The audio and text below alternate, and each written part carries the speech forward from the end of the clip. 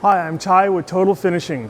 Today we're going to walk you through the proper operation and setup of the TFS Trim Finishing System 120. Very proud of this machine. We actually manufacture this ourselves. This is a portable lineal spray machine, ideal for the shop who does lineal trim that needs to sand and finish, but you don't do it all the time. So you can wheel this out ideally in front of an existing spray booth, as this does not have an exhaust system. Wheel it into your booth, set it up, spray trim up to 100 feet a minute, even faster in some cases if you have the manpower to unload it that fast, and spray many miles of trim, put it away, and go back to using your booth in a regular fashion afterward. So this runs on 120 volt power, so regular shop power, and compressed air. I'll walk you through the system. You're going to plug in your 120 volt power here to our control panel. Inside the panel, we have a VFD with just a switch or a knob here that we can adjust the running speed. So typically we're going to set a speed. In this case, it's sitting at 20 hertz. That's a pretty comfortable speed for us. It'll go all the way up to 60 hertz, which should be very, very fast. But we set it and forget it. Then we simply just have an on-off switch here. That's pretty much all your operator's ever going to need to get to. We connect compressed air here, which is going to run the pump and the guns. Okay, we have an Anest Iwata 30-to-1 pump mounted here underneath. Fluids coming in from the bucket that you see in the front, comes into the fluid section, under pressure now, comes out through the fluid filter, and then goes to this manifold which runs up to each of the 3 automatic air-assisted airless Total Finishing Viper auto guns. We also have a fluid recirculation, so when we load material in, we can open this valve and we'll circulate material to prime the pump. Once there's no air bubbles present and we have a solid fluid stream coming out, then we can close that valve and then we can go ahead and depress the trigger and prime the guns. So the trigger switch is located here in the middle. I can press and hold that until I have material coming out of the guns with no bubbles or burps. So we would then take our board, line it up. We want to have this pinch wheel essentially in the center of the board. You can loosen this up and adjust it so that it's on there. We want just a little bit of downward force and then tighten that wheel.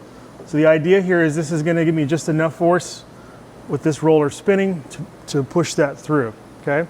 Then we'll go ahead and we'll tighten up our fence boards. Not too tight. I want about 1/4 inch on each side because the boards could have a little bit of variance in them. Okay, we'll shove this through. And I want to look at the brush here. So I can move this wheel up or down to make more or less contact with the sanding strips and my board. Okay, so I now know that this is going to be ready to go.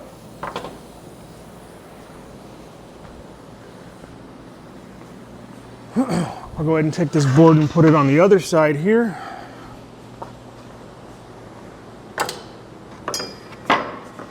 The board here, there's a secondary pinch wheel on this side. I want to just tighten that so that this is also making good contact with the board. Now our design is really cool in that we have these tool-free design gun bar arms. So I don't need to go out and get any wrenches or tools to move this. I can simply aim and put any of these guns anywhere that I want without tools.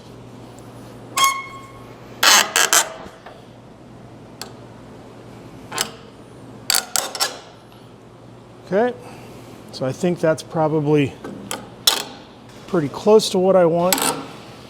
And of course you can select different tip sizes, widths, angles, all of that. It'd be very common to have a little bit wider tip on the top and a little bit narrow on the left and right sides. And that's how we would do that. I'm going to go ahead and press the trigger, just do a quick test. Yep, that looks like it's pretty good coverage, so that would be an acceptable place to start. Okay. We have here an option. This is called the TFS Hulk Conveyor. So I'll set this aside and show you this. This conveyor just folds right up, wheels away in your shop. Is also portable. And then the height is also adjustable. It'll go up as high as 38 inches and it'll go down lower to the ground. So if you have different applications for this, you can use it in a lot of ways. It'll also make a semicircle. If you get a few of these together, you can make a full bend or 90 or even a 360. On the TFS 120, we also have a built-in storage locker. So you can keep all your spare parts, additional abrasives, or like a little toolbox on your job site. So all your spares can be locked up in here.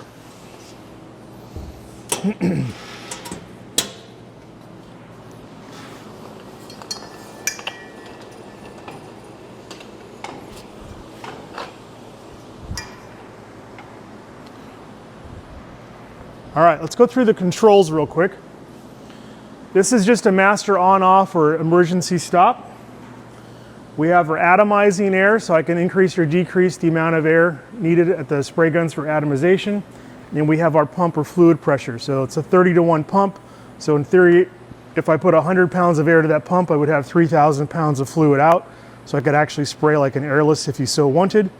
But in most cases, we're gonna probably only need 500 to 800 pounds of fluid pressure. Then we simply have an on-off button here. So this is on off, the trigger won't work at all. On is on auto. And then I have individual gun controls. So if I only wanted the top gun only, I could do gun 1. If I wanted no left side, no right side, so forth.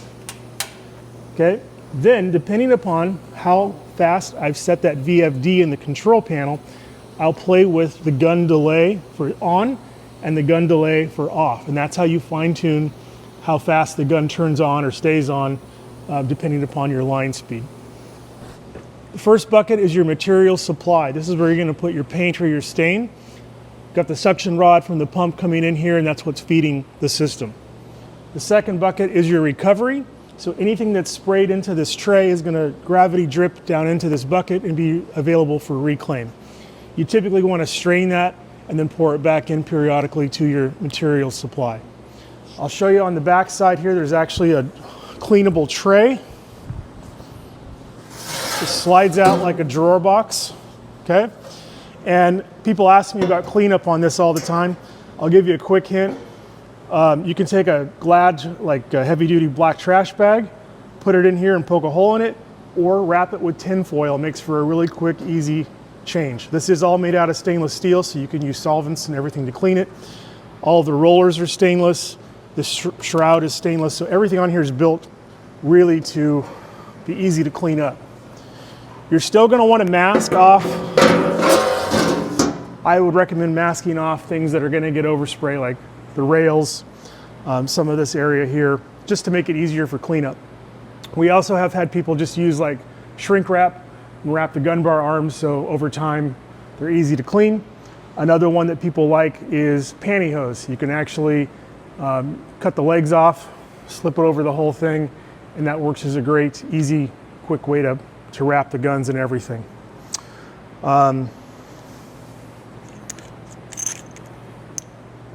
It's typical, got your tip and air cap.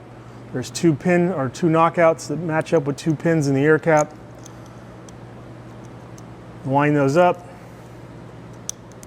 You should hear it click. And that's what ensures that we have a perfectly aligned tip in the cap. Everything is just going to be hand tight applied. Okay. The connections here, you have your fluid inlet, you have your trigger air, and your atomizing air. All of those are run internal into the gun bar arms, so they're never going to collect dust and drop material down into your workpiece. So really, really well thought out. There is an access door on this side. I don't know if we can come around with the camera.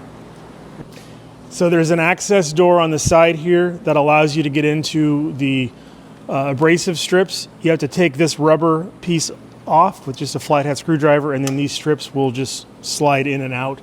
You can get them in all kinds of various grits. I think we have 220s. Yeah, it feels like about 220 in there right now. You can get them in you know, 120, 150, 180, 220, 320, all of that.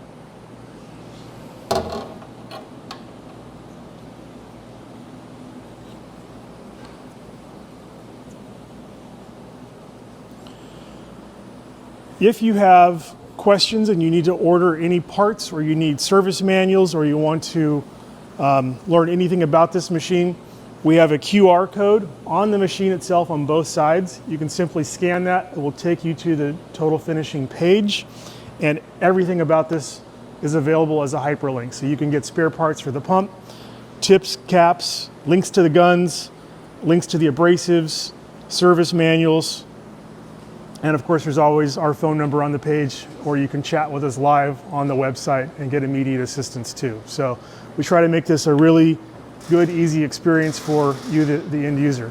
Okay, let's run some parts. So we have our Hulk Rack 3XL here, which will hold 150 pounds per shelf. So we have all the trim racks that you might need. I'm going to take this off. We've already set up the width on everything.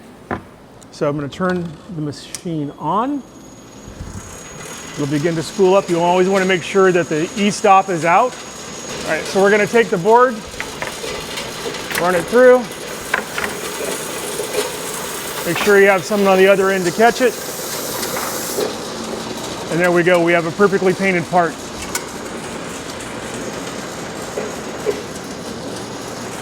You're going to clean up the guns and the pump with whatever's the recommended solvent or water.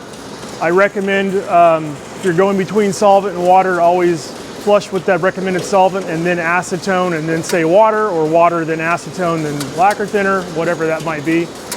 But that should give you many, many years of service with your TFS 120. We'd love to hear from you with your results. Come visit us at TotalFinishingSolutions.com. We hope to see you next time. Thanks.